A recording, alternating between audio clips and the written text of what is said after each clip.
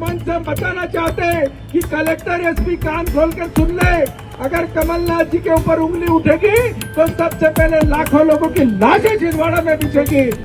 अभी आप जिनको स्क्रीन पर सुन रहे थे, आप हैं कांग्रेस के विधायक विजय रेवंत चौरे। आपको याद है अभी 4 दिवसीय दौरे पर जब कमलनाथ आए थे छिंदवाड़ा, तो उन्होंने एक अमरवाड़ा विधानसभा में एक स्टेटमेंट उनका बहुत वायरल हुआ, जो टीआई को धमकी देते हुए। उनके इस बयान के बाद विवेक बंटी साहू जो छिंदवाड़ा के सांसद हैं, उन्होंने पलटवार किया था। पलटवार जिस लहजे में उन्होंने किया था, कांग्रेस के नेताओं को ऐसा लगा कि इतने दिग्गज नेता को अगर एक सांसद अगर बोल रहा है तो कार्यकर्ताओं क्या होता होगा, कार्यकर्ताओं पर इसका प्रभाव क्या पड़ेगा। उसको देखते हुए कांग्रेस के नेताओं का एक प्रोटेस्ट वहाँ पे ऑर्गेनाइज हुआ था छिंदवाड़ा में। इस विवेक बंटी साहू के इस बयान के बाद जीतू पटवारी ने भी पलटवार किया था, जो उमंग सिंघार हैं, तमाम जो दिग्गज नेता हैं कांग्रेस के मध्य प्रदेश में, उन्होंने पलटवार किया था।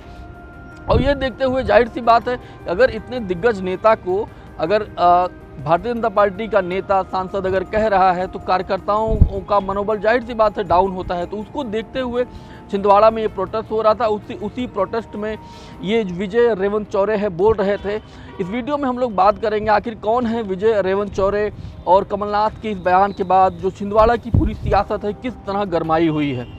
जो विजय रेवंत चौरे हैं, ये छिंदवाड़ा लोकसभा के अंतर्गत एक सीट आती है सौंसर, वहाँ से विधायक हैं, दूसरी बार जीते हैं। साल 2018 में पहली बार जीते थे।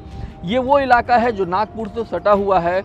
हाल फिलहाल इस वक्त जो कमलनाथ के काफ़ी करीबी लोगों में इनकी गिनती होती है विजय रेवंत चौरे का। एक वक्त था जब कमलेश शाह की वो ज़बरदस्त जगह उन्होंने बनाई थी कमलनाथ के उसमें जो क्लोज लोगों में। और इसके बाद किस तरह हम देखते हैं कि लोकसभा चुनाव के दरमियान जो है कमलेश शाह जो है कांग्रेस छोड़कर भारतीय जनता पार्टी में शामिल हो जाते हैं। अभी बाई इलेक्शन हुआ था जिसमें उन्होंने 3000 वोटों से जीत दर्ज की।